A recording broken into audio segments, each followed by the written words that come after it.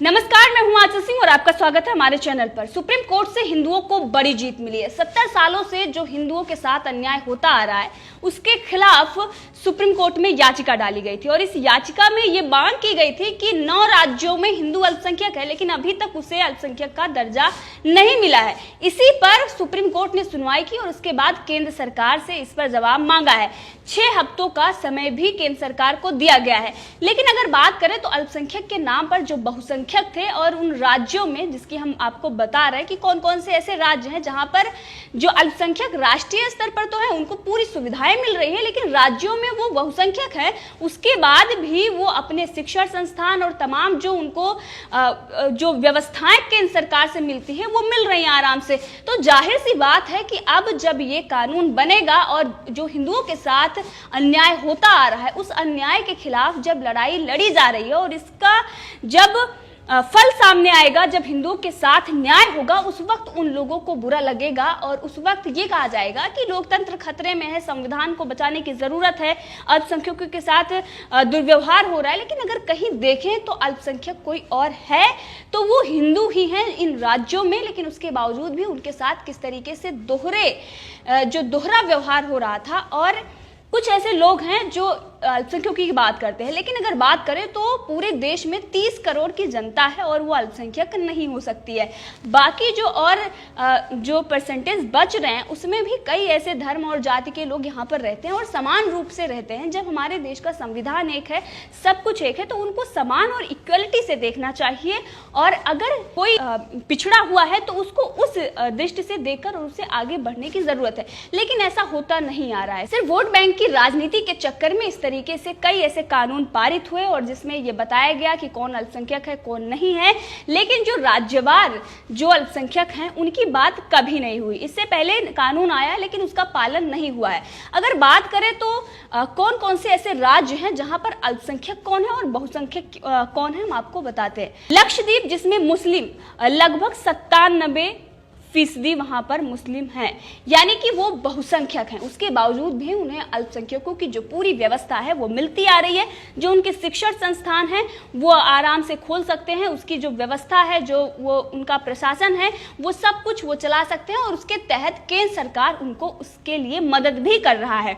वहीं कश्मीर में अगर बात करें तो 96 यानी कि 96% मुस्लिम हैं, लद्दाख में 44%, असम में 34%, पश्चिम बंगाल में 27%, 27.5 यानी कि 27.5%, केरल में लगभग 27%, उत्तर प्रदेश में लगभग 20%, बिहार में 18%। यहाँ पर इन्हें अपनी पसंद के स्कूल खोलने और उनके प्रबंधन का अधिकार है, यानी कि वो जो शिक्षण संस्थान है वो खोल सकते हैं कि यानी बहुत सारे शिक्षण संस्थान हैं जिन्हें खोला जाएगा और अपनी सभ्यता संस्कृति जो भी होगी वो उसको बता सकते हैं, जो उनकी भाषा है, जो उनका धर्म है, उसी के अनुरूप वो उनको शिक्षा दे सकते हैं। लेकिन जो इन राज्यों में अगर बात करें जो माइनॉरिटी है, जो हिंदू है, उनके हितों की कभी बात नहीं होती आ रही है। और इसी के साथ ईसाई, पारसी और सिख बौद्ध धर्म की भी बात करेंगे, क्योंकि इससे पहले जो सरकारें रही हैं उन्होंने जो अल्पसंख्यक का दर्जा दिया है उसमें जो है वो मुस्लिम है, ईसाई, पारसी, सिख और बौद्ध है।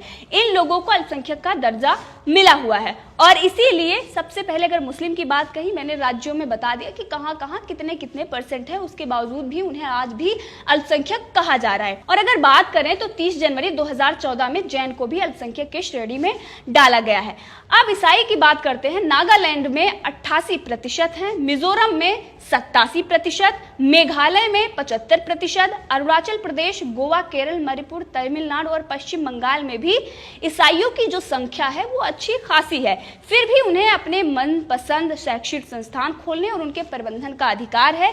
सिख पंजाब में बहुसंख्यक हैं और दिल्ली, चंडीगढ़ और हरियाणा में भी पर्याप्त मात्रा में है, फिर भी उन्हें अपने स्कूल चलाने का अधिकार है। बौद्ध लद्दाख में भी उनकी जो संख्या है वो पर्याप्त मात्रा में है, उसके बाद भी वो स्कूल चला सकते हैं, उनको पूरा अधिकार है। लेकिन अब अगर हम हिंदुओं की बात करते हैं कि हिंदुओं की संख्या किन राज्यों में कितनी है और उनको कोई भी हक नहीं मिला हुआ है, ये दोयम दर्जे का जो व्यवहार 70 सालों से उनके साथ होता आ रहा है, अब उसी के खिलाफ ये लड़ाई लड़ी जा रही है।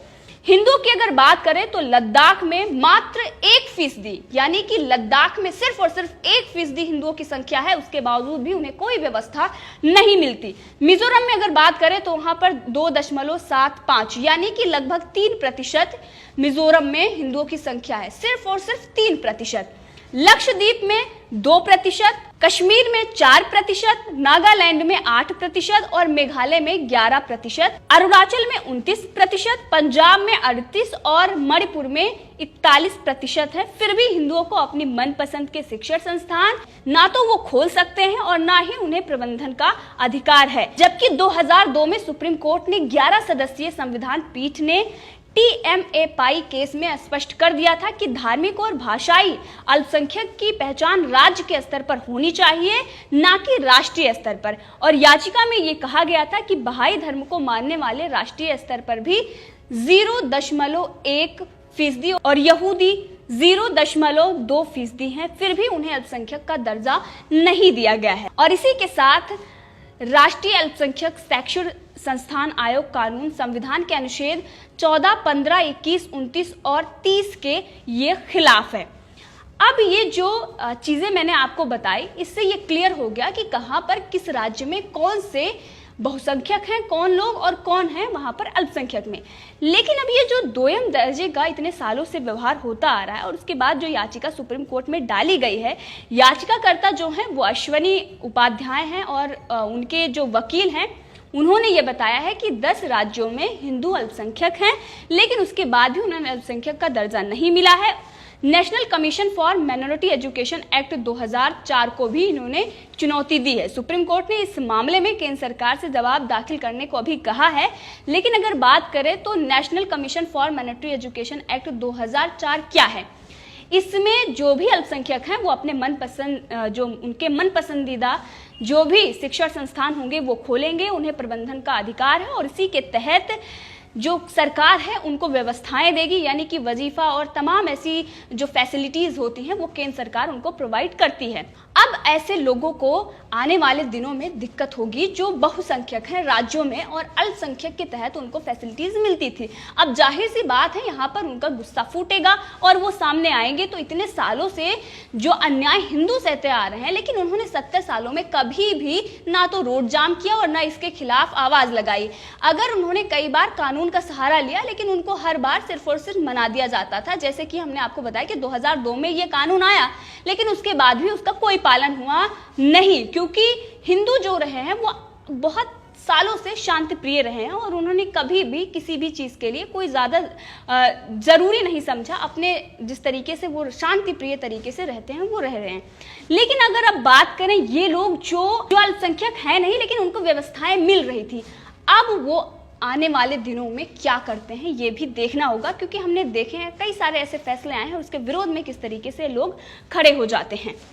अब ये जो सुप्रीम कोर्ट में याचिका डाली गई है, इसमें 3 मांगे की गई हैं। पहली है राष्ट्रीय अल्पसंख्यक शैक्षिक संस्थान आयोग कानून 2004 की धारा 2F रद्द की जाए, क्योंकि इसके जरिए केंद्र सरकार को मनमाने तरीके से अल्पसंख्यक घोषित करने की असीमित शक्ति मिलती है। और दूसरी जो मांग है वो वैकल्पिक है। अगर कोर्ट ये रद्द नहीं करता तो यहूदी, बहाई और हिंदुओं को लद्दाख, मिजोरम, लक्षद्वीप, कश्मीर, नागालैंड, मेघालय, अरुणाचल प्रदेश, पंजाब और मणिपुर में अपनी पसंद के शैक्षिक संस्थान खोलने और चलाने का अधिकार दिया जाए।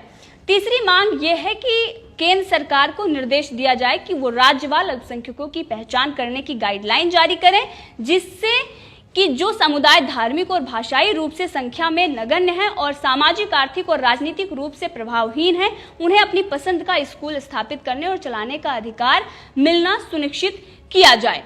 अब ये तो हो गई पूरी बात कि आखिर इसमें जो याचिका डाली गई उसमें क्या क्या मांगे रखी गई और इसी के साथ कौन कौन राज्य हैं जहां पर कौन अल्पसंख्यक है और कौन बहुसंख्यक है। और इसमें जो याचिकाकर्ता हैं अश्वनी उपाध्याय, उन्होंने ट्वीट करते हुए ये कहा है कि राष्ट्रीय अल्पसंख्यक शैक्षिक संस्थान आयोग कानून को अवैध घोषित करने की मांग पर सुप्रीम कोर्ट ने केंद्र सरकार को नोटिस जारी किया है। Justice Sanjay Kishan Kaul, justice Ajay Rastogi, justice Aniruddha Bose की 3 सदस्यीय पीठ ने 6 सप्ताह में जवाब भी मांगा है।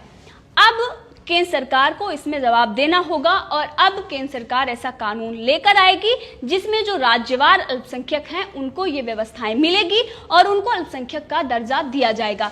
तो अब अन्याय के खिलाफ जो लड़ाई लड़ी जा रही है, अब उन्हें जो अल्पसंख्यक हैं उन्हें न्याय मिलेगा और उसके बाद जो लोग ये कहेंगे कि संविधान खतरे में है और अल्पसंख्यकों को दबाने की कोशिश की जा रही है, अगर देखें तो 70 सालों में उन्होंने लोकतंत्र को मजाक बनाकर रखा है। क्योंकि अगर लोकतंत्र में संविधान एक है, सब कुछ एक है, तो वहां पर इक्वलिटी होनी चाहिए और जिस आधार पर आप किसी को अल्पसंख्यक कह रहे हो वो राष्ट्रीय स्तर पर, ऐसा कैसे हो सकता है? क्योंकि बहुत सारे ऐसे राज्य हैं जहां पर जो अल्पसंख्यक हैं वो सच में प्रताड़ित हैं, लेकिन आज तक उनकी कभी बात की नहीं गई। जैसे कि कश्मीर, आप सबने देखा कि किस तरीके से वहां पर अल्पसंख्यकों के साथ बर्ताव होता आ रहा है, लेकिन वहां पर किसी ने कोई आवाज नहीं उठाई है।